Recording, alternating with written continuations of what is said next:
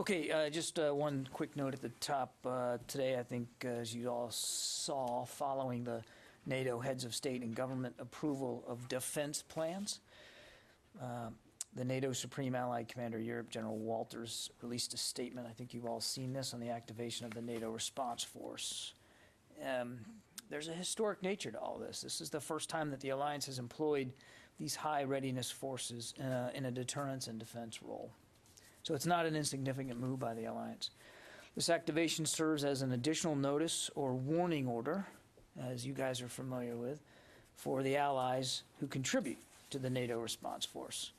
I'm not going to have specifics for you today on units, timelines, schedules, as NATO communicates what it's going to need from the United States, just like it will to other nations. And as they do that, we will certainly be able to acknowledge and announce those U.S. capabilities and units who will be going specifically as designated to support the NATO mission and the NATO response force. Now, as we've also announced previously, the Department has placed a range of multi-mission units in the United States and Europe on a heightened preparedness to deploy, which increases our readiness to provide for the U.S. contributions to the NRF on a shorter tether than what we could do before. With today's activation notice by General Walters, we stand ready, if called upon by NATO, to support the NRF in the defense of the alliance, and we'll absolutely do that. And with that, we'll take questions. Bob. Thank you, John. So 2 things on that point. President Biden just announced that he has ordered additional forces to Europe. And is that part of what you just described?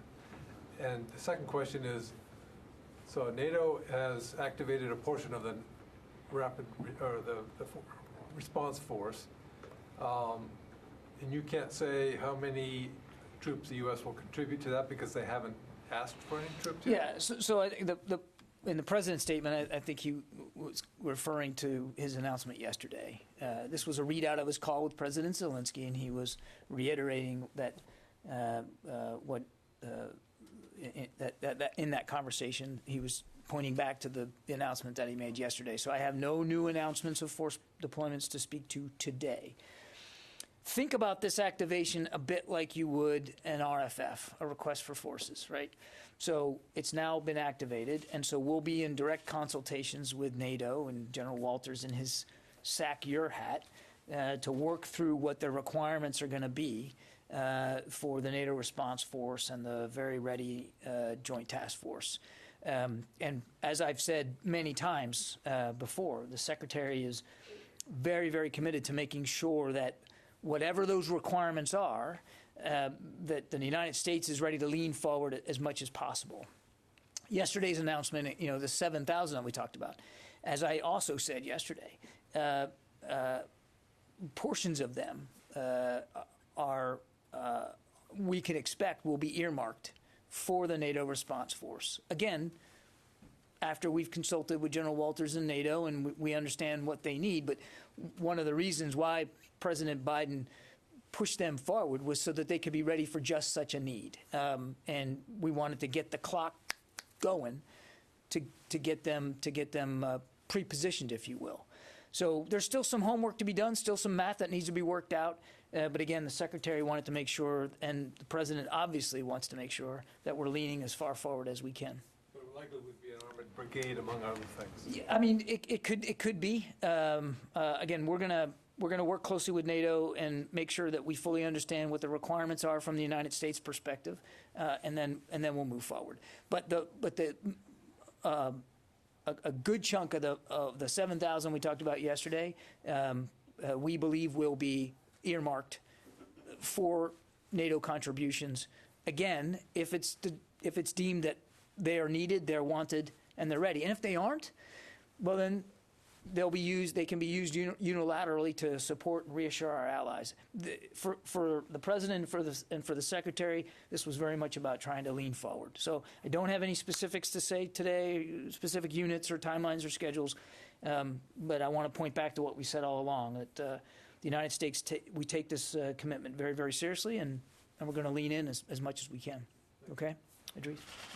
part of criticism has been we're now 2 days into the invasion. This was seen coming, a couple of weeks ago. Why are there still such few details? And if the need is so urgent, they could roll in through Kiev in the coming days. Why not be able to give more details about what units are going where?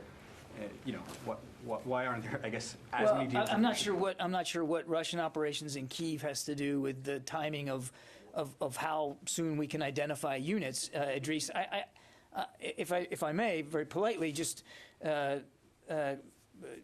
challenge the premise here. We have been, the United States in particular, has been very forward-leaning in terms of reassuring allies. And with each muscle movement, we've been right up here talking about it and identifying them to the level of specificity that we can, as we did again yesterday. But the way the process works in NATO is you have to approve a defense plan first, and then the activation comes second. That happened today. The heads of state approved defense plans, which then gave General Walters as SACEUR the authorization he needed to authorize activation of the NRF, and then now it goes to the nations to fill those needs. But we have to be in consultation with NATO about what those needs are. Again, to my answer to Bob, it's not unlike a request for forces. It's just a different process, but it's the same idea. So I don't think that we're not waiting on anything. As a matter of fact, quite the contrary. The Secretary's orders authorized by the President yesterday actually put a good chunk of troops coming from the States going to Europe so that they can be ready for just these kinds of needs. Just one clarification. So how many troops are on prepared to deploy orders now? Is it still 8,500? No, it's north of that, and I've said that publicly before. It's several thousand more north of the 8,500 that was originally put on prepare to deploy. Jen. John, President Zelensky has made a passionate appeal to the U.S. and NATO to set up a no-fly zone over Ukraine. They have fought, as you've said, valiantly on the ground. Russia does not have air superiority right now. Why not set up that no-fly zone at Ukraine's request? Look, that's a policy decision at the nation-state level. I haven't seen the request that President Zelensky has made. I would just tell you. He said they've been set up in Syria, where there are Russian warplanes. It's been set up in the past. There's historical precedent for it. Why not unite NATO, European nations to set up a no-fly zone? I would just tell you that would have to be a discussion inside the alliance.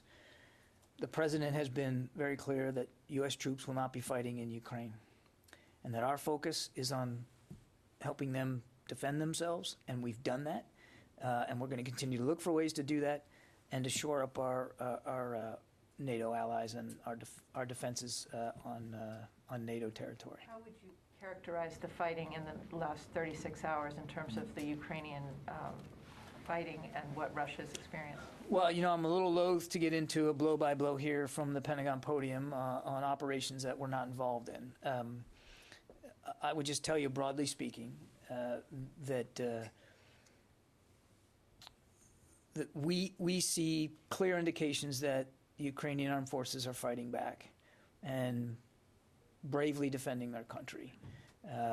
And we also see indications that there have been measures of success in that regard because, again, without getting into a blow-by-blow, it's not apparent to us that the Russians over the last 24 hours have been able to execute their plans as they deemed that they would.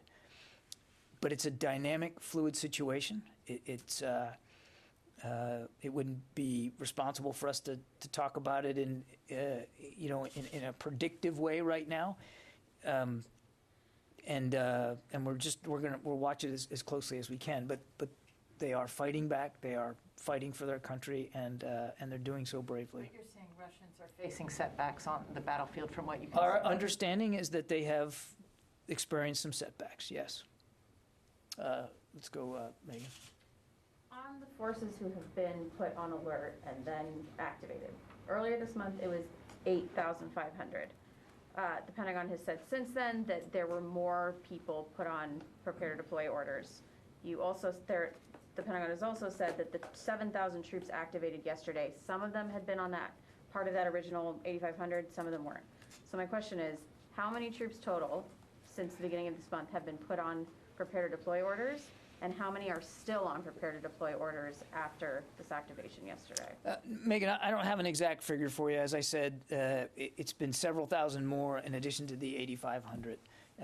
So somewhere between 10 and 12,000 total have been put on prepare to deploy orders or accelerated. Some of them were already on PTDO, and we'd shorten that tether. For instance, in some cases from 10 to 5 days. Some of that number wasn't on heightened alert, and so we did put them on PTDO, prepare to deploy orders. It varies by unit and by capability, and I don't have an exact breakdown of what is going to be going as a part of this NATO response force package, because again, we're still working our way through that requirement. Right. The question is, who's on alert, who has been on alert, who is no longer on alert and is going. I don't have a specific list for you today. 10 and 12,000 have been the total amount who have been alerted. Roughly speaking. Is it safe to deduct 7,000 from that, roughly, to say that there are, the remainder is still waiting? So again, we got to be careful here, Megan. Not everybody that has been put on a heightened alert posture is earmarked for the NATO response force. Some of those units are simply that the Secretary wanted to make sure they were more ready to go in a unilateral capacity. Some may be perfectly placed in to be used for the VJTF. We'll have to see what the requirements look like. So it's not binary. It's not, well, that's all. These troops are just designated for NATO, and these troops are just designated for unilateral. These units that the president announced yesterday, that 7,000, they could very well fit the bill for the NATO response force, and maybe they won't, and we'll have them ready in a three-point stance in case we need them from a unilateral perspective. So that's why I'm being very careful today, because it's not either or. It's a menu of options that are going to be available to national leaders. And again, what I can promise you is, as we get solidity on this and more specificity, we'll detail that for you. It is safe to say there are several thousand more who are on some sort of heightened alert for Europe in general. It is safe to say that. One force of the It is other. safe to say that. Yeah, Sylvie. Thank you. I understand that NATO gave the order to prepare the troops. What would trigger NATO to deploy them? Would it be Russian troops going to the west of Ukraine, or what kind of threat would trigger their effective deployment? That really is a decision for the NAC to make, for the alliance to make. It wouldn't be a unilateral U.S. decision. I think today's approval of the defense plan and the activation itself, as I said, is historic. First time that they have been so activated. That's a big deal. Now, again, what does it look like? How many? And where does the alliance want to place them? All of that is still being worked out. And so I can't honestly answer your questions about what the trigger is. I think you can safely assume that what has been triggered here is the activation. And the trigger for that has been this unlawful invasion again by Russia into Ukraine. Yeah, Pastor. John, Secretary Stoltenberg also mentioned about providing defense article support and also including air defense systems to Ukraine.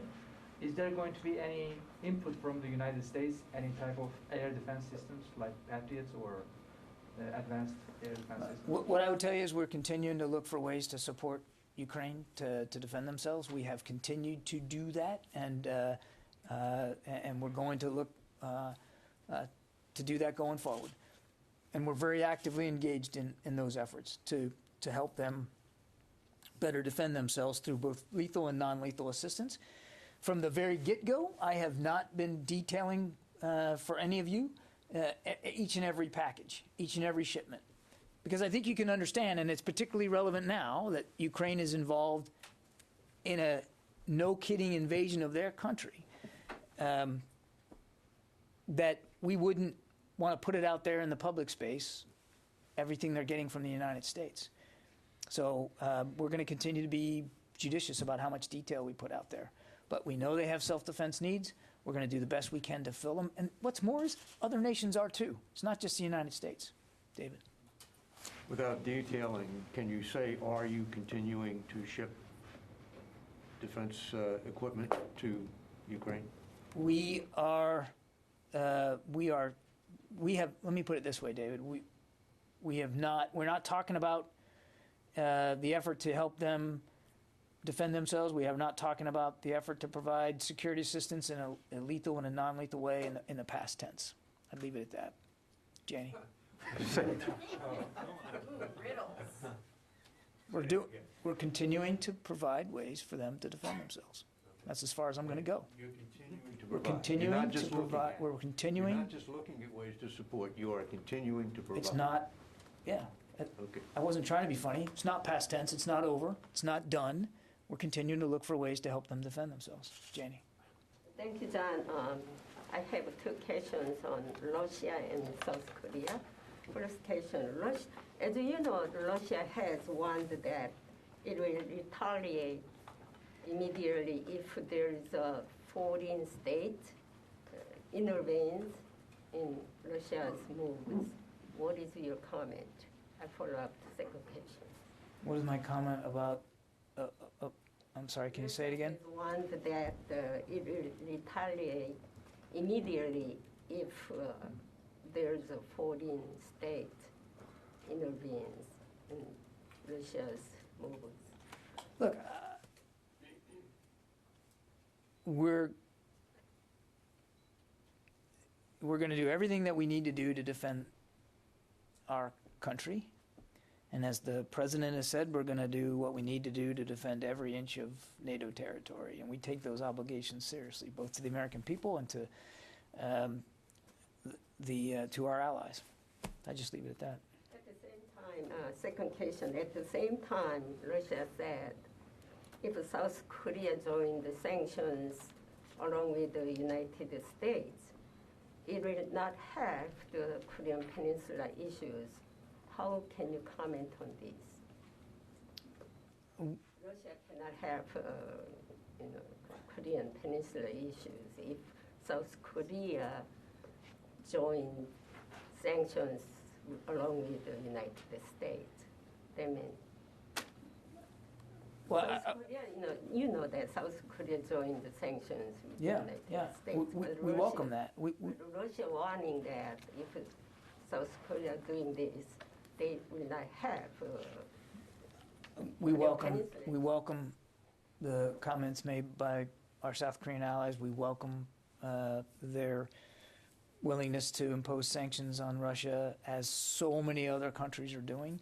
And I think the message is very clear that Mr. Putin continues to isolate himself and his people by these reckless and unlawful actions. And so you're seeing out of South Korea what you're seeing so many other places in the world, where countries are making very clear, very demonstrably so, their condemnation of this invasion of Ukraine. And again, we welcome the contributions to that effort by South Korea. John, can I just ask a follow-up? David, sorry. Would you say the United States is looking for ways to defend, or is it that you are continuing to provide? Guys, I'm not sure why this has become such a rhetorical exercise. We continue to provide for support for Ukraine to defend itself. The situation, right, is different in Ukraine than it was just a few days ago. So it would follow, I would think, that we're going, that we're going to have to look for other ways to do this. The airspace over Ukraine is contested. The Russians don't have superiority of it. It's contested. So we are going, I'll be very clear here. We are going to provide additional security assistance for Ukraine. We will. How that is going to be done is still being worked out. Does that help? Okay. Good. Dan. Thank you. I was looking for a Pentagon reaction today to the back and forth. Finland came forward with some comments suggesting they may re-entertain. Who did? Finland. Okay. I'm sorry. Finland came forward raising the prospect of reorienting toward NATO a little bit more. Russia responded and basically made another veiled threat there. Do you anticipate from a Defense Department perspective any different kinds of conversations, any renewed discussions that would bring Finland under NATO at any point? I'm not aware of any such discussions, Dan. Again, that would be for the alliance to speak to, not the United States. I would just say what we've said before in the case of Ukraine. Who a sovereign nation associates with, what alliances it joins, that's between that nation and the alliance. In this case, it would be between any country in NATO. And Mr. Putin doesn't get a veto over that. He doesn't get to decide unilaterally on his own what an independent sovereign state chooses to do with its association and the alliances that it wants to join. So I don't know of any renewed conversations with respect to Finland. But again, that would really be between Finland and for the alliance to speak to, not the United States. Put another way, Ukraine was reorienting toward the West. They're paying dearly right now. Finland has raised similar prospects and are now also being threatened. Is there any straight line here that we should be addressing about threats on Finland and what that also would mean to Europe if there was a similar sort of operation on Finland? Well, certainly that would be extremely destabilizing. We don't have any indication that that's necessarily in the offing in terms of actual conflict there. And so I don't want to speculate about the prospects of that or what we would do if that happened. I would just say that we are right now in a situation where obviously the security of Ukraine is being threatened, but European security writ large is being threatened. And you've seen the alliance step up in ways that truly are historic and significant. And I think you're going to continue to see that going forward. If the Secretary said it best, I mean, Mr. Putin is getting exactly what he says he didn't want, a strong NATO on his western flank. And so without speaking to Finland specifically, we, number one, stand up for sovereignty and the territorial integrity of independent nation states. That's not going to change. And Mr. Putin, should he want to violate that in new ways, will find new costs, I'm sure, imposed upon him. Number two, our commitment to NATO is ironclad, and we're going to continue to look for ways to strengthen that. Okay? Let me go to the phones here. Abraham? Yeah, thanks so much for taking my call, John. Reports indicate that Kyiv could fall in as little as a day. Is the Defense Department doing anything to prevent Kyiv from falling? And then I have a second question. I don't have a prediction about what's going to happen to Kyiv, Abraham. And as I said, we continue to provide ways for Ukraine to defend itself, both from a lethal and a non-lethal perspective. And the other thing I'd say to that is you can see for yourself just an open press reporting, what your colleagues are reporting from the region, that Ukraine is fighting back. They are defending themselves. And as I said earlier to Jen, we certainly have seen indications that the Russians are not, in every case, making the progress that they thought they were going to make. What's your second question? Yeah, thanks. On any assessments about what Ukrainian air defenses remain intact? Thank you. I'm not going to get into a specific assessment about Ukrainian military capabilities. A, we don't have perfect visibility. B, even if we did, I don't think putting that out in the public when they're literally being attacked by a neighboring state is a smart move for us to make. Dimitri? Thanks, John. Thanks, John. A couple of questions. The first is whether you have any updates on the amphibious landing assault near Mariupol. And secondly, some European intelligence officials say that actually half of Russia's combat power that had amassed along the border has now moved into Ukraine. I know in the US there was a view that a third had moved in. Have you seen big numbers move in today? We have seen continued movement by Russian forces into Ukraine, both from the north and from the south. I can't give you, Dimitri, a percentage of what that looks like. I would just tell you that we don't believe that the majority of the combat power that Mr. Putin had arrayed alongside Ukraine has been employed inside Ukraine. But it is fluid. Literally, the situation changes by the hour. So, again, I want to be careful that I'm not getting into providing an assessment of operations in which we are not involved. And as for the amphibious assault, we do believe that such an assault is being conducted today, but we don't, again, have perfect visibility on the progress of that. And I couldn't give you a blow-by-blow of exactly how many they've put ashore and what they're doing. But it certainly appears to us to be of a piece of their designs in the south to further cut off the Donbass region and to from a southern perspective continue to try to take population centers. Karun?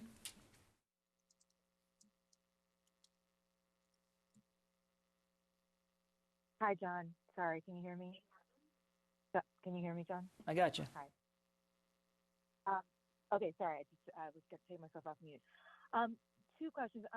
The first, just to clarify on the numbers thing, I know we were talking about the 7,000 that was announced yesterday, but of the 12,000 that you've kind of approximately that you've already been sending over to Europe, how many of those are supposed to be under the auspices of NATO and these new plans that would go forward? And then also, I understand you're not talking about where U.S. troops would be going because those defense plans are still being worked out, the details, but where do you see the potential flashpoints, maybe spillover points where NATO needs additional help right now as you're looking at that sphere of influence, whether or not that's specifically where U.S. troops end up going? I wouldn't describe locations on the eastern flank of NATO as flashpoints right now. I mean, the Russian military is very much focused on Ukraine, and particularly the eastern half of the country. This is about reassuring allies and sending a strong message to Mr. Putin that we take our Article 5 commitments seriously. So I would not describe the eastern flank NATO territory as flashpoints or having there be flashpoints on them. Most of the forces that we have either repositioned inside Europe or flowed from the United States, we've done on a unilateral basis. In fact, all of it we've done on a unilateral basis. What I said yesterday and what I tried to say today was of the 7,000 that the president ordered yesterday, some of those will probably be earmarked for the NATO response force when we finally hash out the requirements with the alliance and what that looks like. And it was the Secretary's desire to get them moving, get them ready and get them moving and get them as pre-positioned as possible so that when we have all the requirements in place, when actual deployment orders are given for the NATO response force by the alliance, they'll be more ready to do that. Tara from Defense One. To clarify, is that 7,000 as a separate silo from the 12,000 that are there that will stay unilateral, or are we kind of cross-counting numbers and pools of U.S. troops? Talk with Megan. It's not binary. We have the Secretary has shortened the tether on roughly 10 to 12,000. Some of those 10 to 12,000 are going to be earmarked for the NATO response force. Again, it's going to depend on what the capabilities are requested and what's the need, and then we'll go from there. Some of them he put on prepare to deploy orders or shortened tethers simply because he wanted them available for unilateral U.S. action. We have to work this out with NATO, and when we do, we'll have a better sense of who's going where and what they're going to be earmarked for. It is entirely possible, for instance, that units that are in Europe on unilateral orders, depending on what NATO needs, could be moved off of that and into the NATO command structure. Again, we're still working our way through that right now. So it's an unsatisfying answer, but it's an honest one. We simply don't know what that breakdown is going to be. Let's see. Tom Squitieri, Talk News. Hi, John. Good afternoon. Thanks. I have two questions. My first one is, as well as you understand the Pentagon's view on this, does the NATO Readiness Force only apply to NATO nations, or could they go to places like Sweden, Finland, or Moldova? These troops that we have provided and that we will continue to look at providing are earmarked for NATO territory. Paul McCleary, Politico. Wait, John, I had two questions. My second one is, is the Pentagon considering pulling out the National Guard trainers that are now in Moldova? I know of no such plans. Paul McCleary. Hi, John. I'm on the line still waiting. If I could get my question. Go ahead, Tara. Thank you. How concerned is the building that this conflict could potentially spill over to the eastern flank countries? Putin has not been completely clear what his intent is and whether his intent maybe extends beyond Ukraine. I'm just wondering if in any of the conversations with counterparts with Russia, have they clearly communicated that their intent stopped at Ukraine? It is, you said it actually in your question, it's not entirely clear if Mr. Putin has designs beyond Ukraine. And it's because that's not perfectly clear that we continue to look for ways to bolster our NATO capabilities and to reassure our allies. I mean, one of the reasons we're doing this is because we want to make it clear to him that we will defend every inch of NATO territory. I'm sorry, Paul, go ahead. War. John, just one follow-up. Is there any concern that this could grow into a regional war?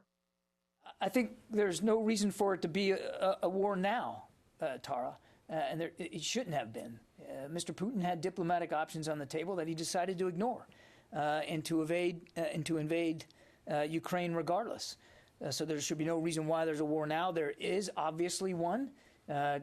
Clearly, that's evident. We need to make sure, and we will make sure, that it's very clear that we're going to defend every inch of NATO territory. I'm not going to speculate about what the future holds because it is not perfectly clear where Mr. Putin is going here. We want to make it clear that he will not be able to threaten in any tangible way our NATO allies. Okay, Paul, let's try it again. All right, third time's a charm. Thanks. You said we're going to continue to supply defensive weapons to Ukraine. Is there any consideration of training Ukrainian troops outside of the country for them to then go back in and fight? I think we're looking at all kinds of different ways to continue supporting Ukrainian armed forces, and we're not taking anything off the table with respect to how that might manifest itself going forward, and that could include some training. John? Yeah. Let me ask. So you've addressed the issue of supporting the Ukrainian forces several times now, looking into different ways, which might lead us to include that your assessment is that Ukrainian forces can actually resist for a long time. Is that the assessment? To be able actually to get that assistance in various ways, in lethal and non-lethal. I'm not going to put a timestamp on this, Fadi. I mean, but you can see for yourselves that the Ukrainians are fighting back. They're defending their country. So you don't think that the time is running in a way that it might be too late to provide any type of assistance? We have been providing assistance for quite some time. We're going to continue to provide assistance, and they're fighting back. They're fighting back in many ways using the assistance that the United States has provided, as well as other nations. So they're using the assistance. You can see it for yourself. I'm not going to tell you what weapon systems they're firing on what day and in what location. I don't have that level of fidelity. But you don't need me to tell you that. You can see it for yourself. in the imagery. They are fighting back. Yeah. I think that's it for today. Thanks very much. Have a good weekend.